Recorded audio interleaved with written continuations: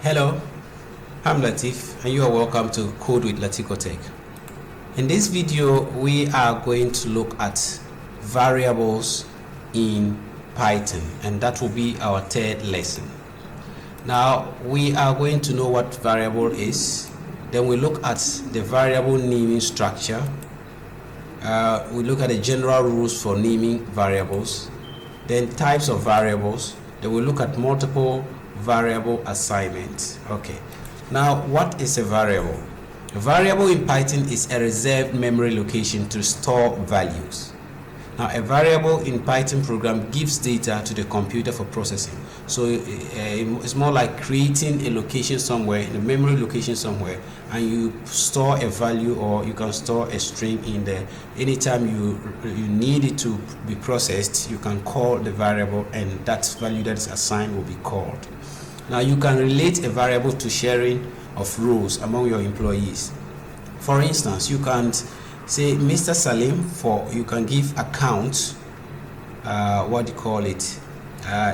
designate accounting processing to Mr. Salim, Mr. Ayuba for automation.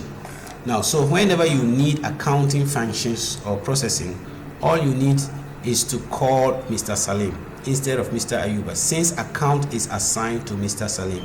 In this case, you have given each and everyone his or her role, and instead of calling the role, you only call the person who has been assigned, given an assignment. So that is how variables are. Now let's look at the variable assignment structure, or the naming structure. Now when we are assigning a value, we put the variable name, and they will bring the assignment operator. No, we only have one space between them, just spacing this out so we get to know them separately. So we have the variable name, we have the assignment operator, then we have the value that is assigned to the the variable. Similarly, we can assign string to a variable. So we can have this variable name, the assignment operator, and when we have the string assigned to that variable. Now, variables can be assigned to values, numbers, as well as strings. That's series of characters, and we'll be dealing with string further in our subsequent lessons. Right. So, how do we determine the right way of writing down our variable? Now, variable naming has some rules that needs to be followed. The following are some general rules to follow when declaring a variable. It cannot contain letters, numbers, and underscores. You cannot use letters. It can contain letters, numbers, and underscores. It can contain letters, numbers, and underscore, but it depends on where you put those letters and numbers. Now, first number, you can have it this way, and that is the correct way of doing it. You can also say number 1. That's also correct. Then it cannot start with a number. Something like first number, that's incorrect. Second, or 2 numbers, that's also incorrect. So you can't use a number to start it. What you can do is you can say number 1 or 2, spell it as 2 number, and then num1 or num2. These are correct way of naming it. It cannot contain spaces, so you cannot say first with a space between first name. So if you are writing first name, you don't put space between them. My phone number with the spaces, you can't do that. What you can do is to put underscore between the spaces, so you can have it like first number, my phone number, or you can just ignore the space and put them together. It cannot contain special characters, something like the @ the hashtag sign. You cannot use that one. For instance, you cannot have @my social media handle or hashtag full name. You cannot have those things there. Then it must not be a reserved keyword of Python. Python have some reserved keywords, and we cannot use them as a variable. For instance, print equals my documents. That's incorrect because print is a reserved keyword. Range or length are all reserved keywords. Variables must not be left empty without an assigned value or string. It is important to leave an initial value of 0. So you cannot leave variable empty. You just maybe declare a variable without giving an assignment value to it. For instance, start if you want to do, you can put an initial value of 0 to it. So I can say start and give it 0 because I don't have a value to give it to, so I can do that. Or score, then give it 0. It must not start with an uppercase letter. Okay, always use lowercase letters to prefix your variable name. So you can have lowercase my first name, or you can even have the uppercase within, not at the beginning. Full underscore name, first number, my full name. All these things with the uppercase letters are incorrect.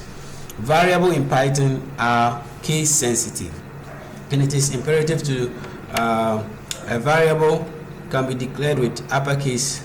A variable that is declared with uppercase letters will not be recognized in lowercase letters, even if they spell the same.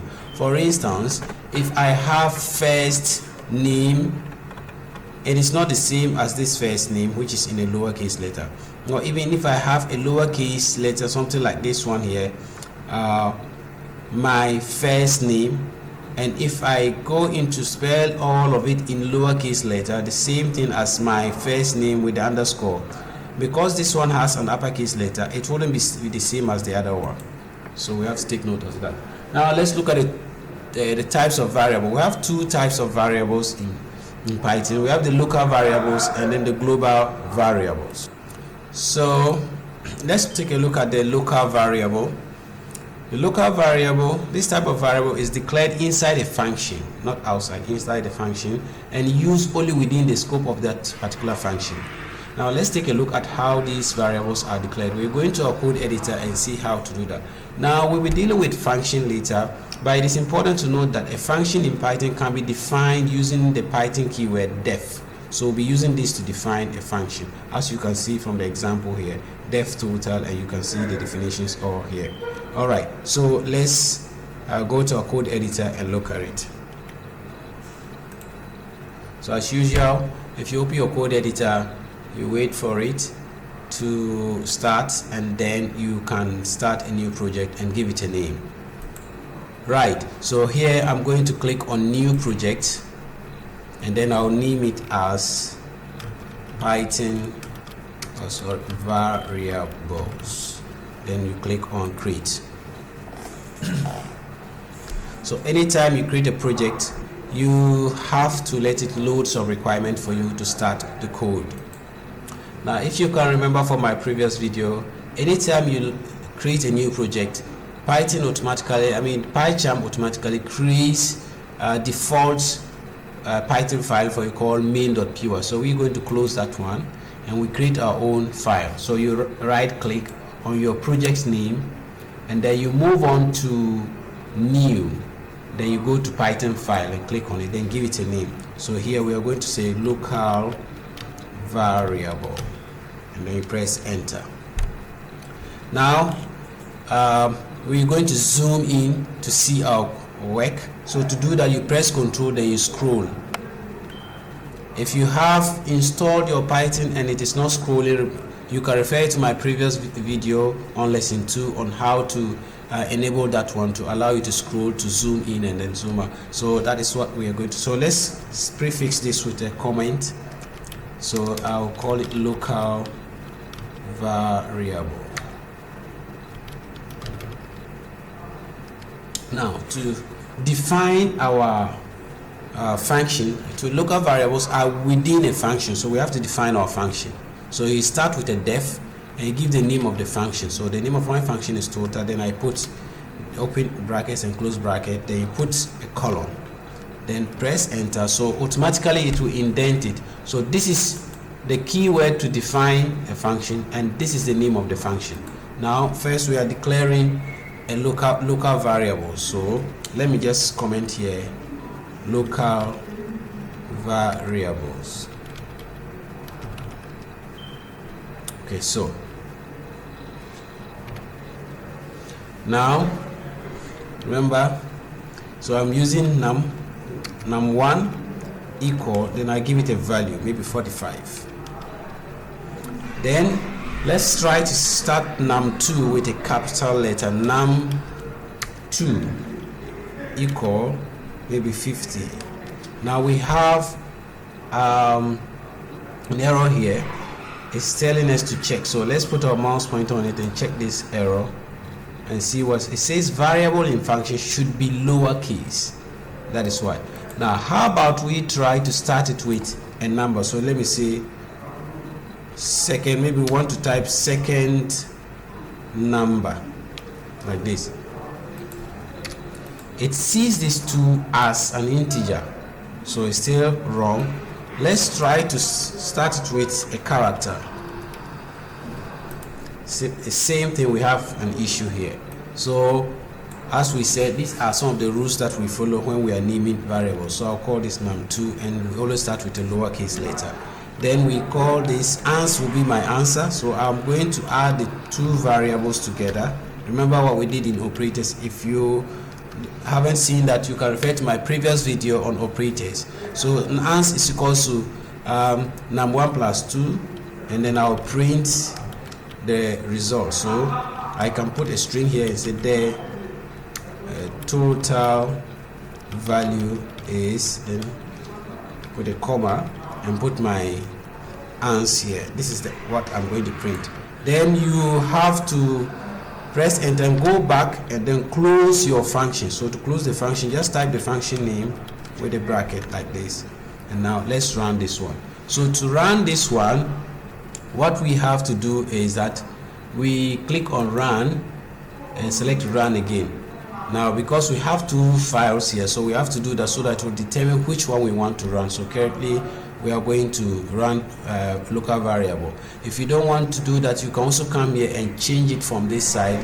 You click on this and then you can see that it is currently running main. So to run this file, which is local variables, we just click on run and select this one. So we are running that, and it says the total value is 95. So this is how we run a local variable. It should be within a function. So whatever you do within this function, it will be printed out for you. And always remember to close your function. So this is how to do that of the local variable. Let's quickly look at the global variable. So I'm creating another file, and I'll call it global variable. And let me zoom this out. Okay, so same way, global variables. So the global variable is outside. So let's go back to the note.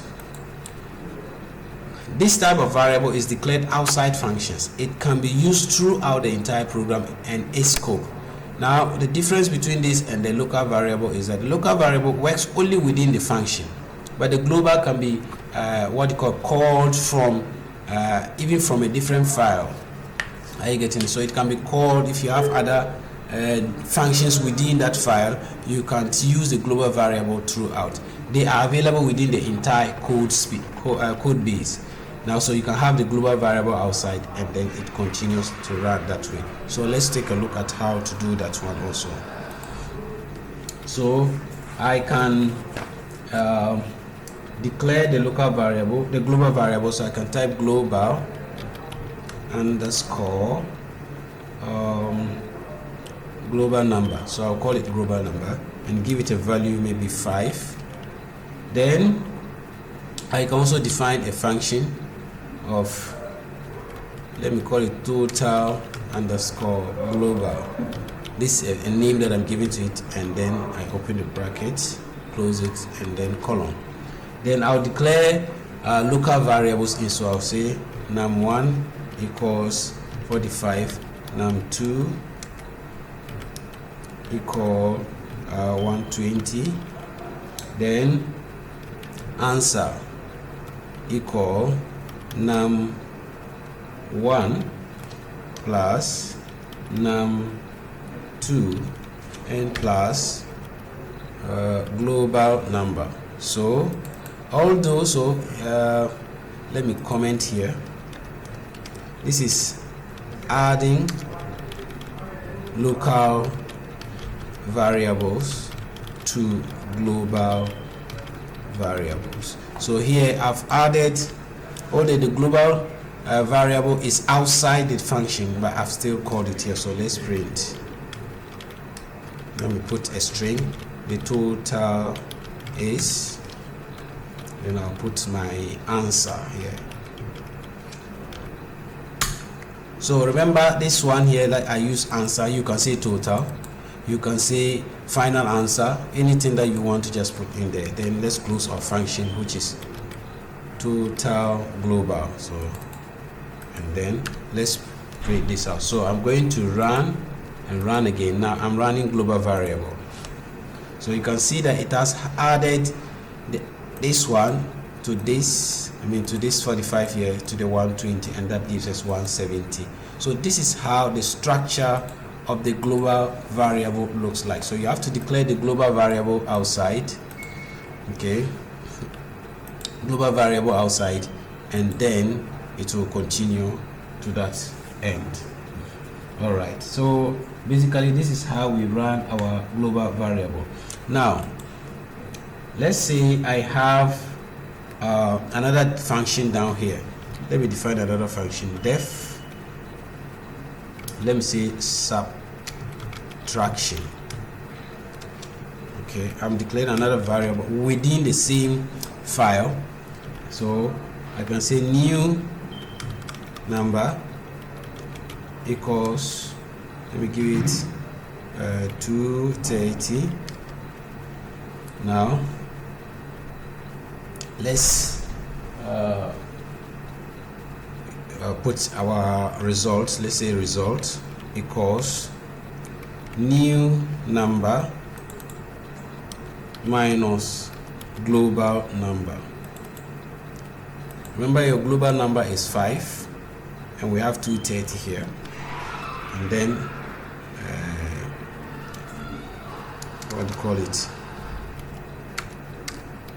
results. So we are now going to print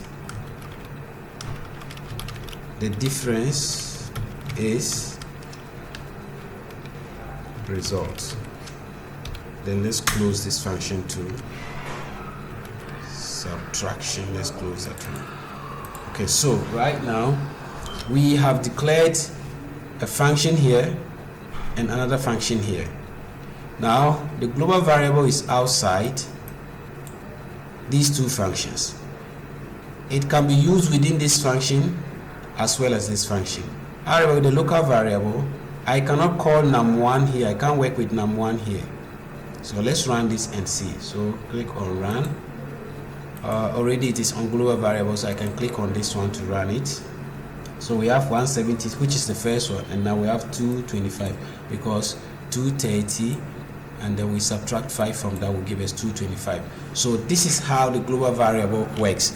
It works within the code base of a file. You can call it anywhere, but you cannot call a local variable here. For instance, when I get here and I add plus num1, num1 is giving is a red what do you call it, underline here is telling me that it is not been declared. So if we look at the error there, it will tell us what the issue is.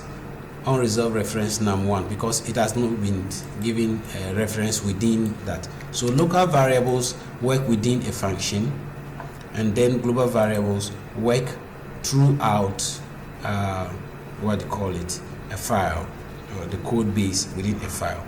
So that's the difference between local variable and then global variable. All right, so let's go on. So basically this is what we have under variables. Now if you have any comments or you have any question, you can drop it down below and then I'll respond to you. All right, that's it for now. Take care and stay safe. Bye for now.